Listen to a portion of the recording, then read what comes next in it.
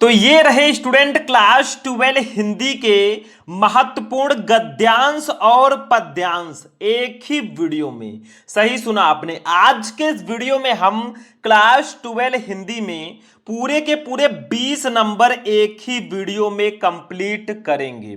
तो अगर आप भी इस बार क्लास 12 में हो और आपको 2026 में हिंदी का पेपर देना है ना, तो ये वीडियो आपके लिए सबसे ज्यादा इंपॉर्टेंट है। क्लास 12 हिंदी 2026 गद्यांश और पद्यांश एक ही वीडियो में। कैसे आपको जाकर कॉपी में लिखना है, कैसे इसको आप आसानी से सॉल्व कर सकते हैं, पूरा ट्रिक मैं इस वीडियो में बताने वाला हूं। आप खुद ही देख सकते हो जो गद्यांश मैंने लिया है ना, कितनी बार आपके बोर्ड एग्जाम में आ चुका है। तो भैया बस इन गद्यांश और पद्यांश को पढ़ लो, इससे बाहर कुछ नहीं आएगा। और जैसा मैं बताऊंगा ऐसे लिखोगे तो पूरे 20 में 20 नंबर मिलेंगे। तो चलिए क्लास को स्टार्ट करते हैं। आप लोग इस वीडियो को लाइक करना, चैनल को भी सब्सक्राइब कर लेना बच्चों, ताकि हमारी छोटी सी फैमिली और आगे बढ़ पाए। तो सबसे पहले हम बात करेंगे स्टूडेंट गद्यांश की। आखिर गद्यांश क्या होता है? देखो भैया, आपको क्लास 12 हिंदी के गद्य के किसी चैप्टर का एक गद्यांश दे दिया जाएगा यहां से लेकर यहां तक, ठीक है। अब इसके नीचे आपको 5 क्वेश्चन दिया जाएगा। देखो इसी गद्यांश से संबंधित 5 क्वेश्चन आपको नीचे दिए गए हैं ना। एक एक क्वेश्चन के लिए आपको 2-2 नंबर मिलेगा। अब चूंकि 5 क्वेश्चन है तो 10 नंबर आपको मिलेगा। अब इनका आंसर कहां मिलेगा बच्चों? इन सभी क्वेश्चन का आंसर इसी गद्यांश में ही हमें मिल जाएगा। चलो पहले हम क्या करते हैं, इस गद्यांश को पढ़ते हैं और इसका आंसर ढूंढते हैं। उसके बाद हम लिखना भी सीखेंगे भाई, कैसे एग्जाम में जाकर लिखना है वो भी मैं बताऊंगा।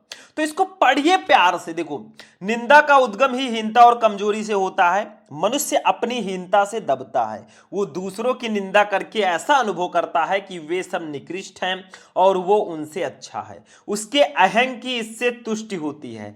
बड़ी लकीर को कुछ मिटाकर छोटी लकीर बड़ी बनती है। ज्यों ज्यों कर्म क्षीण होता जाता है, त्यों त्यों निंदा की प्रवृत्ति बढ़ती जाती है। कठिन कर्म ही ईर्ष्या द्वेष और इनसे उत्पन्न निंदा को मारता है। इंद्र बड़ा ईर्ष्यालु माना जाता है क्योंकि वो निठल्ला है। स्वर्ग में देवताओं को बिना उगाया अन्न, बे बनाया महल और बिन बोए फल मिलते हैं। आकर्मण्यता में उन्हें अप्रतिष्ठित होने का भय बना रहता है, इसलिए कर्मी मनुष्यों से उन्हें ईर्ष्या होती है। तो बच्चों अब एक एक क्वेश्चन का आंसर लिखेंगे। जैसे फर्स्ट क्वेश्चन है, उपयुक्त गद्यांश के पाठ और लेखक का नाम लिखिए। अब पाठ का नाम आप इसमें बहुत आसानी से ढूंढ सकते हैं कि ये किस पाठ का है। देखो आपने इस गद्यांश को पढ़ाना तो आपको निंदा निंदा, ठीक है।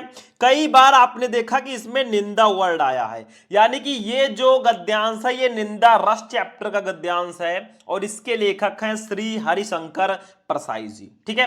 तो भैया आपका 2 नंबर यहां पे कंप्लीट हो गया। पाठ का नाम निंदा रस, लेखक का नाम हरिशंकर परसाई, ठीक है। बस हो गया बच्चों, 2 नंबर कंप्लीट। तो आपको पाठ और उसके लेखक का नाम पहले से ही याद रखना है, ठीक है। जैसे निंदा रस में निंदा आ गया, अशोक के फूल में अशोक आएगा, राष्ट्र का स्वरूप में राष्ट्र आएगा, भाषा और आधुनिकता में भाषा वर्ड आएगा। ये सब ट्रिक होता है। दूसरा देखो, रेखांकित अंश की व्याख्या कीजिए बच्चों। मतलब यहां से लेकर यहां तक जिसके नीचे आपको रेखाएं दिख रही ना, इसका अपनी भाषा में व्याख्या करना है।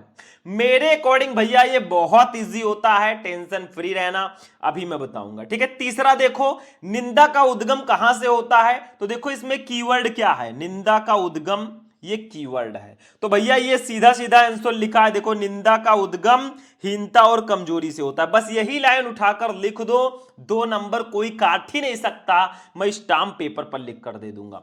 तो निंदा का उद्गम इसका कीवर्ड है। इस कीवर्ड को इस गद्यांश में ढूंढो और उठाकर लिख दो।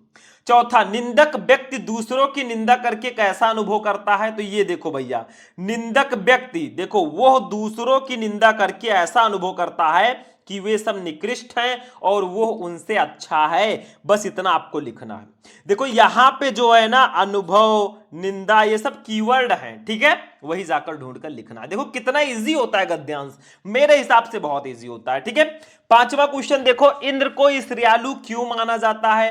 तो भैया देखो यहां पे लिखा है सीधा सीधा आंसर, इंद्र बड़ा ईर्ष्यालु माना जाता है क्योंकि वो निठल्ला है। निठल्ला का मतलब जो काम काज ना करता हो उसी को हम निठल्ला बोलते हैं। तो इंद्र को बहुत ही श्रेयालु माना जाता है क्योंकि उसको वो निठल्ला है, मतलब वो जो है ना स्वर्ग में बढ़िया आराम से रहते हैं कन्याओं के साथ और इंजॉय करते हैं, कुछ काम धाम नहीं करते हैं। ठीक है, इसलिए जो काम करने वाले मनुष्य होते हैं ना उनसे उनको ईर्ष्या होती है।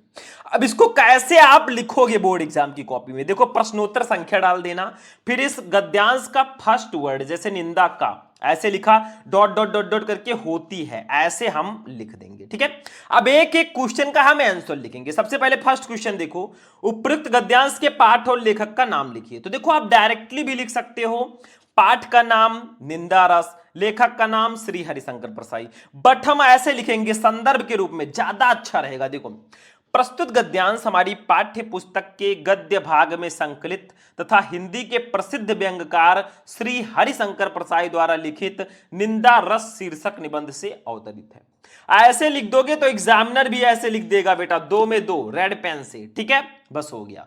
तो ऐसे जाकर बोर्ड एग्जाम में लिखना है।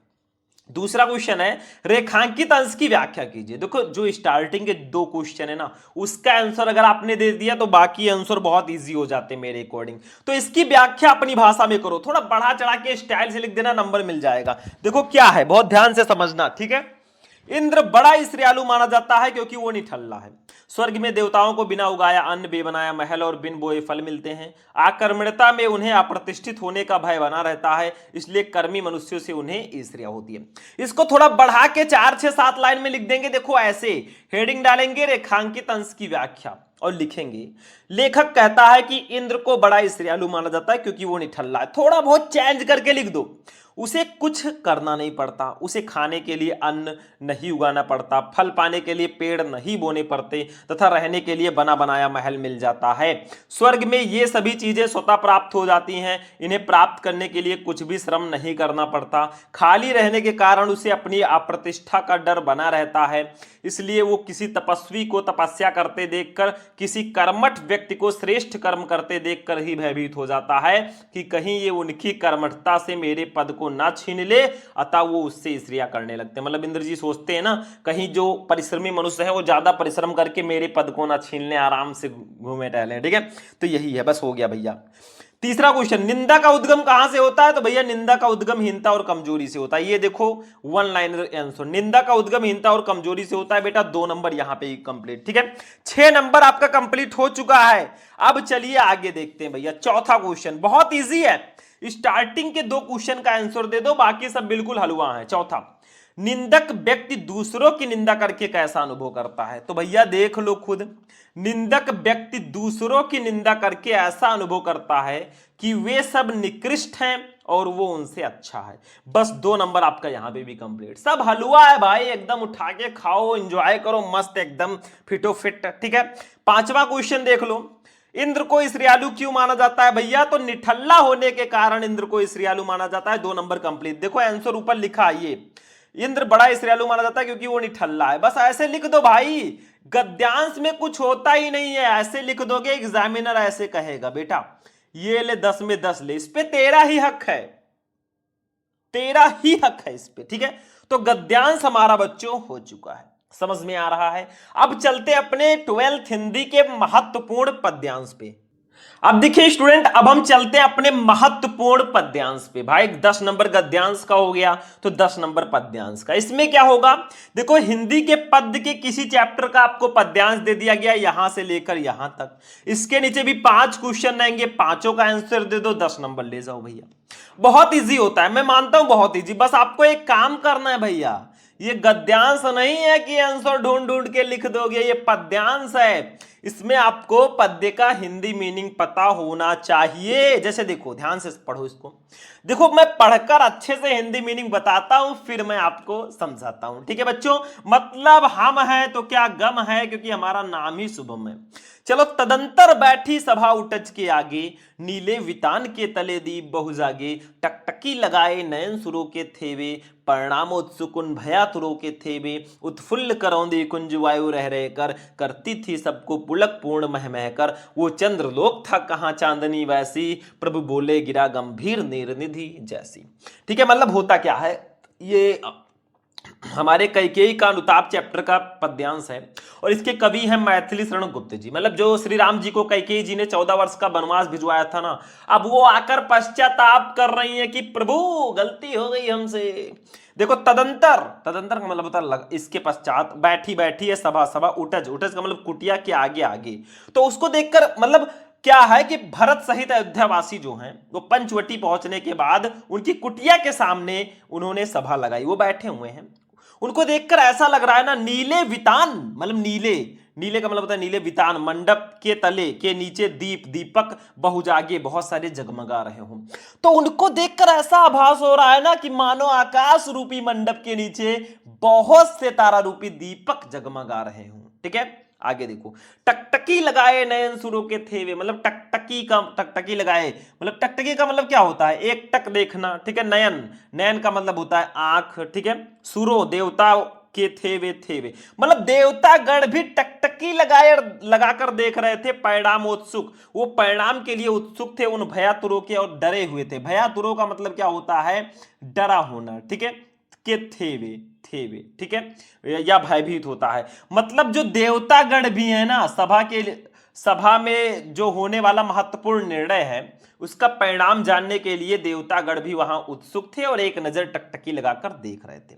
फिर आगे क्या होता है, वहां का दृश्य कैसा है देखो, उत्फुल्ल करौंदी कुंज वायु रह रह कर, उत्फुल्ल, उत्फुल्ल का मतलब होता है प्रसन्न, करौंदी कुंज का मतलब होता है करौंदे का बगीचा, वायु रह रह कर, उससे वायु रह रह कर आ रही थी, करती थी, कर रही थी सबको, सबको पुलक पूर्ण मतलब आनंद से परिपूर्ण, मह मह कर, महक महक कर। तो हो क्या रहा था, वहां का दृश्य कैसा था वो देख लो। देखो क्या था, वहां का प्राकृतिक सौंदर्य बहुत अच्छा था। मतलब खिले हुए करौंदे पुष्पों से भरे हुए बगीचे से रह रहकर आने वाली मंद शीतल व सुगंधित पवन वहां उपस्थित लोगों को प्रसन्न कर रही थी भैया। ठीक है, फिर देखो, वो चंद्रलोक था कहां चांदनी वैसी, प्रभु बोले गिरा गंभीर निधि जैसी। मतलब जहां पे लोग सब बैठे हुए थे ना, वो चंद्रलोक था, चंद्रलोक की तरह प्रतीत हो रहा था, कहां चांदनी वैसी, वैसी चांदनी कहां।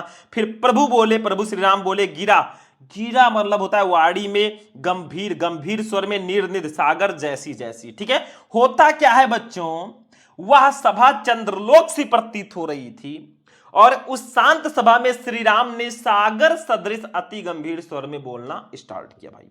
ठीक है, क्योंकि भरत, कैकेयी जी और अयोध्यावासी श्री राम जी से मिलने गए हुए थे, क्योंकि उनको 14 वर्ष का वनवास हो गया था। अब भैया हिंदी मीनिंग हो गया, अब हम क्वेश्चन का आंसर आसानी से दे देंगे। देखो ध्यान से, फर्स्ट क्वेश्चन है, उपयुक्त पद्यांश के शीर्षक और कवि का नाम लिखिए भैया। तो भैया इसके शीर्षक का नाम है कैकेयी का अनुताप, कवि का नाम है मैथिली शरण गुप्त जी। ठीक है, दूसरा, रेखांकित अंश की व्याख्या कीजिए। इन दोनों लाइनों का आपको व्याख्या करनी है, अभी हम बता देंगे। तीसरा, भरत किसे लेने चित्रकूट गए थे, तो भरत श्री राम को लेने चित्रकूट गए हुए हैं। चौथा, अयोध्या का राज्य किसे मिला था। अब चूंकि कैकेयी जी ने अपने पुत्र भरत को ही अयोध्या का राज्य दिलवाने के लिए ये सब किया था, तो अयोध्या का राज्य भरत को मिला था। पांचवा, प्रभु बोले गिरा गंभीर निर्निधि जैसी, पंक्ति में कौन सा अलंकार है, तो इसमें उपमा और अनुप्रास अलंकार होगा, क्योंकि गा गा वर्ड कई बार आया है भैया, तो यहां पे अनुप्रास तो होगा ही। ठीक है, अब चलो इसका आंसर लिखते हैं, बहुत ध्यान से समझना बच्चा बार्डी। देखो, अब जब भी इसका आंसर लिखेंगे तो वही सेम प्रोसेस, तदंतर डॉट डॉट डॉट डॉट करके निर्निधि जैसी ऐसे लिख देंगे। ठीक है, फर्स्ट क्वेश्चन हमारा था, उपयुक्त पद्यांश के शीर्षक और कवि का नाम लिखिए। तो भैया शीर्षक का नाम, कवि का नाम हम संदर्भ के रूप में लिखेंगे। आप डायरेक्टली भी लिख सकते हो, शीर्षक का नाम कैकेयी का अनुताप, कवि का नाम मैथिली शरण गुप्त, लेकिन हम संदर्भ लिखेंगे। देखो ध्यान से, प्रस्तुत पद्यांश श्री मैथिली शरण गुप्त द्वारा रचित साकेत महाकाव्य से हमारी पाठ्य पुस्तक के पद्य भाग में संकलित कैकेयी का अनुताप शीर्षक काव्यांश से अवतरित है। देखो, मैथिली शरण गुप्त जी का एक बहुत ही फेमस महाकाव्य साकेत, ये साकेत से लिया गया है और हमारे पाठ्य पुस्तक में पद्य भाग में संकलित कैकेयी का अनुताप शीर्षक काव्यांश से अवतरित है। तो ये कवि का नाम, ये शीर्षक का नाम, और 2 नंबर भैया एग्जामिनर कर देगा आपके नाम। ऐसे लिखकर आना है बच्चों, बस कवि का नाम, शीर्षक का नाम दोनों होना चाहिए। दूसरा वाला क्वेश्चन भी हम देख लेते हैं तुरंत, जस्ट नाउ। रेखांकित अंश की व्याख्या कीजिए। वो चंद्रलोक था कहां चांदनी वैसी, प्रभु बोले गिरा गंभीर निर्निधि जैसी। इसकी व्याख्या करनी है, चलो करते हैं भैया। हेडिंग डालेंगे रेखांकित अंश की व्याख्या। देखो, पंचवटी में तारों से परिपूर्ण चांदनी रात्र में सभा हो रही थी। उस सभा में अयोध्या से भरत के साथ आए हुए सभी लोग शांति से बैठे हुए थे। उपस्थित सभी लोग उस सभा में होने वाले निर्णय के परिणाम को जानने के लिए उत्सुक थे। उस सभा के मौन को तोड़ते हुए राम ने भरत को संबोधित करते हुए कहा, हे भरत, अब तुम अपनी इच्छा बताओ। राम के द्वारा अत्यधिक गंभीर वाणी में बोलने से सभा को ऐसा प्रतीत हुआ कि समुद्र का जल गंभीर गर्जन कर रहा हो, ऐसा लग रहा था। भाई 2 नंबर आपका यहां पे भी कंप्लीट हो गया। थोड़ा अपनी तरफ से भी लिख सकते हो भाईजान, कोई दिक्कत नहीं है। तीसरा, भरत किसे लेने चित्रकूट गए थे? अब देखो 3 क्वेश्चन जो लास्ट के हैं ना बहुत इजी हो जाते हैं। तो भरत राम को लेने चित्रकूट गए हुए थे बेटा, ऐसे लिख दोगे 2 नंबर यहां पे भी कंप्लीट। बस अब सिंपल सिंपल क्वेश्चन है। चौथा देखो, अयोध्या का राज्य किसे मिला था? तो अयोध्या का राज्य भरत को मिला था, 2 नंबर यहां पे भी कंप्लीट। प्रभु बोले गिरा गंभीर निर्निधि जैसी, पंक्ति में कौन से अलंकार हैं? तो अलंकार जो इसमें होगा ना उपमा और अनुप्रास होगा, 2 नंबर यहां पे भी कंप्लीट। भैया 10 में 10 ऐसे एग्जामिनर देगा, कुछ होता नहीं है। चीजों को समझो, पद्यांश को आप अच्छे से पढ़ो हिंदी मीनिंग के साथ, बाकी का काम हम पर छोड़ दो। जब तक है हम नो टेंशन। तो आज का वीडियो आपको कैसा लगा? आज मैंने आपको क्लास 10 हिंदी के महत्वपूर्ण गद्यांश और पद्यांश को एक ही वीडियो में बता दिया भाई। 20 नंबर कंप्लीट कर लो। आगे आगे मैं आपके लिए क्लासेस लाता रहूंगा। सपोर्ट बनाए रखना, आप लोगों की सपोर्ट की सख्त जरूरत है हमें। बाकी देखा जाएगा, जो होगा टेंशन मत लेना। चलो फिर मिलेंगे किसी नेक्स्ट वीडियो में नेक्स्ट टॉपिक के साथ। चलते हैं हम, तब तक के लिए जय हिंद।